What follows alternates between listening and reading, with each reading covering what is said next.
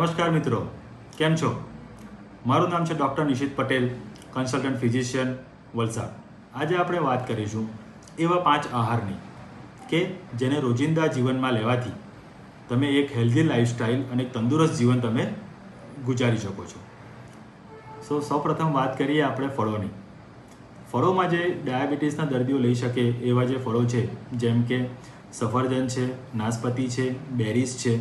આ બધા ફળો જે છે એ તમારા શરીરમાંથી અને આંતરડામાંથી ગ્લુકોઝ એટલે કે શર્કરાનું પ્રમાણ જે હોય છે એનું પાચન ઘટાડે છે. એના લીધે તમારા બોડીમાં શરીરમાં જે બ્લડની શુગરની માત્રા હોય છે તે બહુ ઝડપથી વધતી નથી.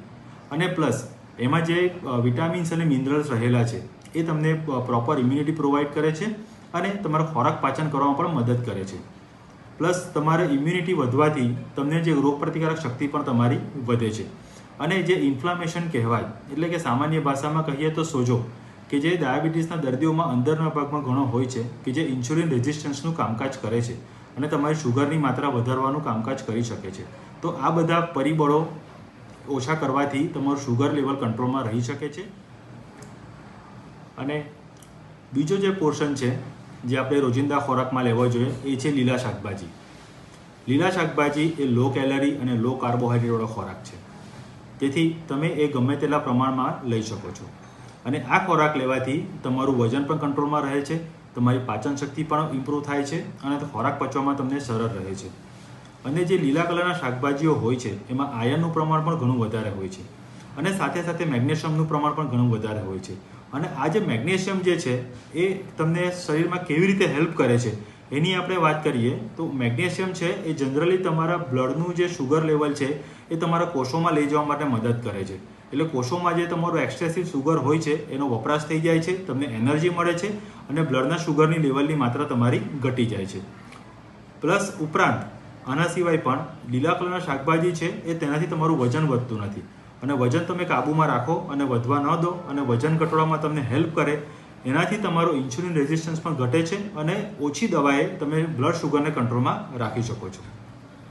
ત્રીજો ભાગ છે એ છે હવે આવશે આપણા કઠોળનો. કઠોળ રોજિંદા જીવનમાં આહાર માટે ખૂબ જ જરૂરી છે કારણ કે એમાંથી આપણને પ્રોટીન મળે છે અને પ્રોટીન લેવાથી તમારા મસલ્સની જે સ્નાયુઓની તાકાત છે એ વધે છે અને ડેલી પ્રોટીન લેવાથી તમારી સ્ફૂર્તિ પણ સારી રહે છે. કઠોળમાં જોવા જઈએ તો ચણા છે, મગ છે, બરાબર, એ બધું તમે ડાયાબિટીસના દર્દીઓ આરામથી લઈ શકે છે. પ્લસ એની પણ કેલરીઝ ઘણી ઓછી હોય છે અને એ લો ગ્લાયસેમિક ઇન્ડેક્સ કહેવાય છે. એટલે કે એક ખાવા બાદ તમારું શુગર બહુ ઝડપથી બ્લડમાં વધતું નથી અને તમારા શુગરને કંટ્રોલમાં રાખવામાં મદદ કરે છે. તદુપરાંત પ્રોટીનવાળો જે ખોરાક છે એ તમારી ભૂખ પણ સારી રીતે સંતોષી શકે છે અને તમને વારે વારે ભૂખ નથી લાગતી.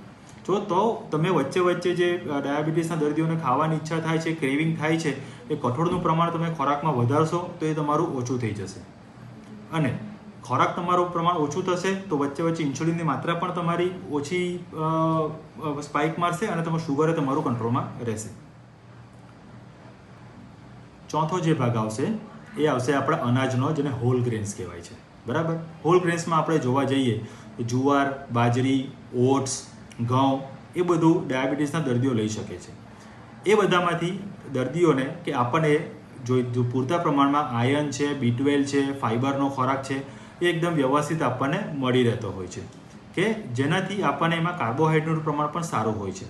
તો કાર્બોહાઈડ્રેટને પ્રમાણમાં વ્યવસ્થિત લેવાથી તમારા શરીરમાં એનર્જી પૂરતી રહે છે અને આખો દિવસ કામકાજ કરવાની તમને સ્ફૂર્તિ રહે છે.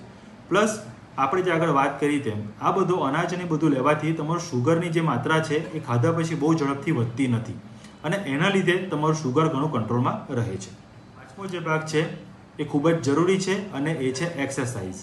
યસ, એક્સરસાઇઝ પણ એક જાતનું જમવાનું કે ખાવાનું જ છે જે તમારા શરીર માટે ખૂબ જ જરૂરી છે. એક્સરસાઇઝ રેગ્યુલર કરવાથી તમારા શરીરના સ્નાયુઓ એકદમ સુડોળ રહે છે અને એમની ક્ષમતા જે છે એ જળવાઈ રહે છે. એક્સરસાઇઝ કરવાથી તમારું વજન પણ કાબૂમાં રહે છે. ઇન્સ્યુલિનનો જે રેઝિસ્ટન્સ આવે છે, જે ટાઈપ 2 ડાયાબિટીસમાં મુખ્ય કારણ છે શુગર વધવાનું, એ પણ તમારું ઓછું થાય છે અને એનાથી તમારા સ્નાયુઓની જે કાર્યશક્તિ છે પ્લસ તમે જે શુગર તમે આખા દિવસમાં જે કાર્બોહાઈડ્રેટ અને કેલરીઝ લો છો એને બાળવામાં એ તમને હેલ્પ કરે છે. એક્સરસાઇઝ કરવાથી તમારા સ્નાયુઓ જે એકદમ એક્ટિવ બની જાય છે તો સ્નાયુઓનું મેઇન કામ છે કે તમારા જે બોડીમાં અને બ્લડમાં જે શુગર રહેલું હોય છે એને કન્ઝ્યુમ કરી લે છે અને જેથી કરીને તમારા બ્લડમાં શુગરના લેવલ તમારું એ ઘટાડે છે. અને આ બધી રસપ્રદ માહિતી મેળવવા માટે તમે મારી ચેનલ સાથે જોડાયેલા રહો. મારી ચેનલનું નામ છે doctor Nishit health. Thank you.